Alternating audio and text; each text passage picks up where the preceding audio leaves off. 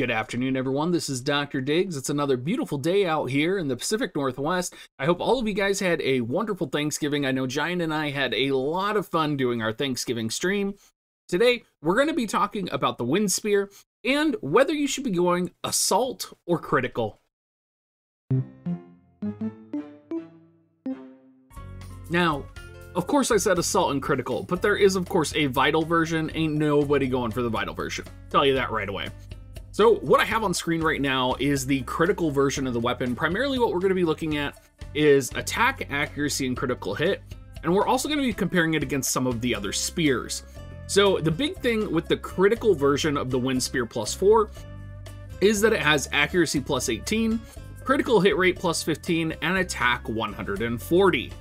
So what's the difference between this and assault version? Well, essentially the assault version has 36 more attack, 9 less accuracy, and 12 less critical hit rate. So basically what we're saying and what we're kind of weighing is 36 attack worth 12 critical hit and 9 accuracy. And I think the first thing I want to say is I think both of these are very viable. Personally, I do think the critical hit rate one is better on a lot of different levels, just by the fact that accuracy is such a powerful stat in the game right now. And accuracy is going to be one of those things that we're going to see constantly being needed. And I think if we look at damage in terms of a spectrum of accuracy and critical hit rate and damage formula, it's true you may be able to more consistently churn out damage with an assault Wind Spear +5.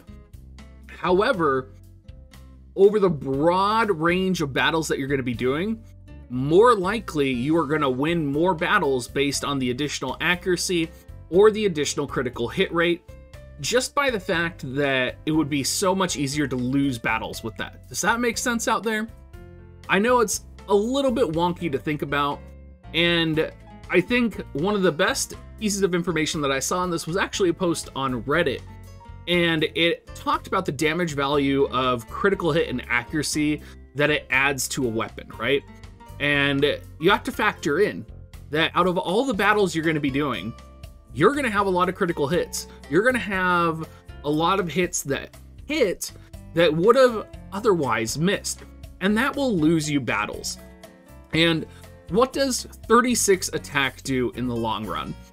Well, the question you have to ask is, will 36 attack make it so that you can one-shot an opponent, or will it make it so that you can't one-shot an opponent?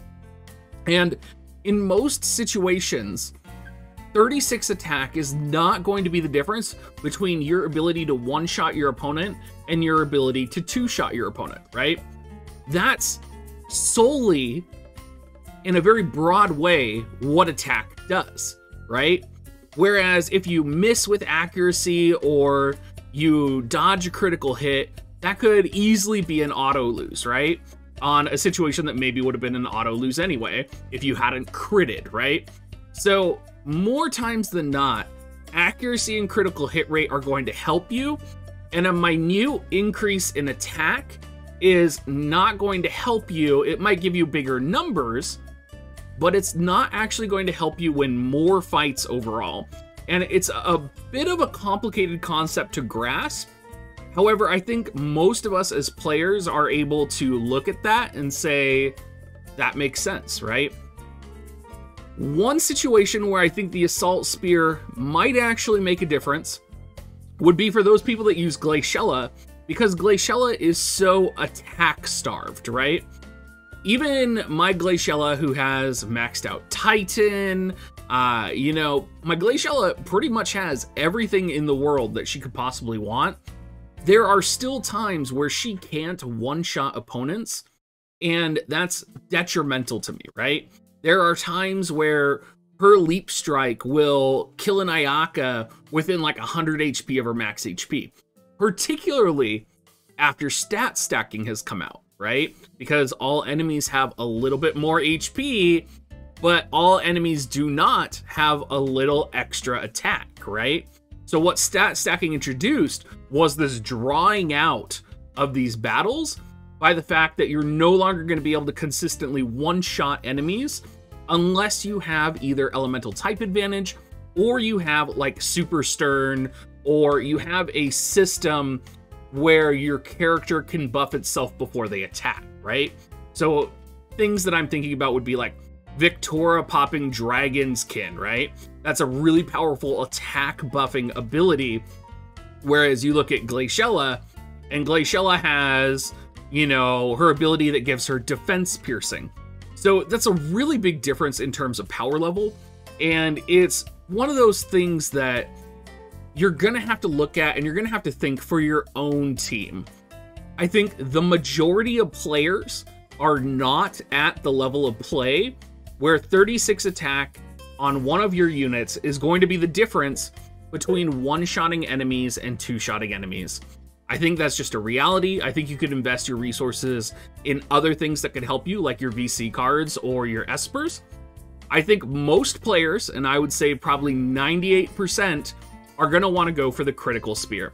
Just because it has that nice accuracy on it, has that nice critical hit rate on it, and that's going to win you more fights than that 36 attack would. Now, there are some other things I want to talk about here, because there's this notion that because Wind Spear has plus 15 critical hit rate, that it's going to be better for like certain units. And that is true, but I really think you need to look at Wind Spear as an overarching piece of gear and not necessarily as a specific archetype piece of gear. Absolutely in the future, this may be like the main crit spear that we use. For now though, honestly, we have the Drake's Horn Spear. And again, most players might not be able to get a maxed out Drake's Horn Spear like this, right? Most players are probably not going to be able to get the crit 28. And for a lot of players, the difference in the attack value and the pierce attack up is going to be much more valuable on the Wind Spear than on the Drake's Horn Spear. So you really have so many variables that you need to think about when you are planning on building these spears, right? For me, if I'm doing a critical hit rate build, I'm actually going to value this 28 critical hit rate more. Because the idea, if you're doing a critical hit rate build, is you want to exceed 100% critical hit rate because enemies have critical evasion and they have stats that allocate to their critical evasion as well. And there's so many different factors that you just want to have superseding the critical hit rate threshold by, I would say, probably 125-ish. So if you are going for a crit rate build, which most people don't, I would say the Drake's Horn Spear is going to be better for that. Now, there's a lot of conversation about the Ice Lance as well in comparison to the Wind Spear. And I will say for Victora, the Ice Lance is hands down the best piece of gear in the game, and Drake's Horn Spear will not change that. Now, Drake's Horn Spear does have agility on it, and it does have more accuracy on it, and it has about pretty consistent attack if you do get the critical hit rate version. It does give pierce attack up 20, but remember we do have ice attack up 30 on this. And this is another one of those situations where you need to determine if, you know, getting multiple Drake's Horn Spears at +4 would be almost as good as an Ice Lance +5, right? Personally, I'm going to go for one Wind Lance or one Wind Spear +5, but there are many people out there, if you're running a Pierce composition, where 2 Wind Spears +4 built for critical hit with that Pierce attack up 10 might be stronger, right? Because you're going to have that additional, in comparison to the Ice Lance, you're going to have that additional 14 accuracy and 11 critical hit rate, where that might be what your composition needs right now. So I would say weigh it, look at what you're doing. If you're leveling up Dragoon characters, this is going to be a very interesting conversation to have. I will say that I think what makes the Wind Spear the best is definitely the accuracy and not so much the critical hit rate. I think critical hit rate is a little overvalued right now, but I think accuracy cannot be overvalued, if that makes sense. And I think accuracy is really an important way to go, particularly since we are entering a world where being able to hit your opponents is more than likely the case that you're going to need, because you're not going to be winning battles by one-shotting anymore, right? We're kind of beyond the world where you are winning battles by one-shotting. So that's kind of my TLDR on the Wind Spear. I hope most of that makes sense. I feel like I might have started rambling a little bit, and that might be true. But I'm looking forward to your guys' comments down in the comment section down below. As always, make sure to come swing by our Discord at dig.gs/discord. And as always, if you are planning on purchasing Visior, make sure you support me by going to dig.gs/coins, or you can also support me by going to dig.gs/offer. Thank you so much, everyone, and have a great rest of your day.